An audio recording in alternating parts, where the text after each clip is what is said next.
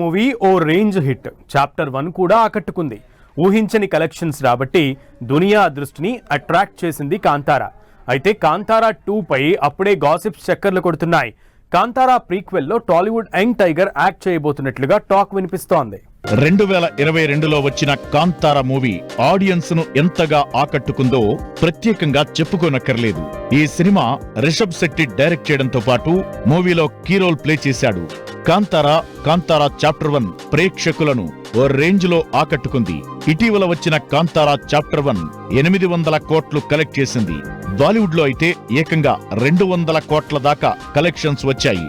అంతేకాదు Amazon prime వీడియోలో వచ్చినా కూడా అదే రేంజ్ లో వ్యూస్ వచ్చాయి. ఇంతలోనే కాంతారా చాప్టర్ 2 పై న్యూస్ వైరల్ అవుతోంది.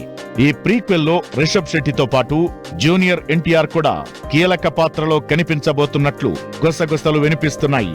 ఈ కాంబినేషన్ కన్ఫర్మ్ అయితే ఇది ఖచ్చితంగా పాన్ ఇండియా స్థాయి మూవీ అవడం పక్కా అంటున్నారు ఫ్యాన్స్.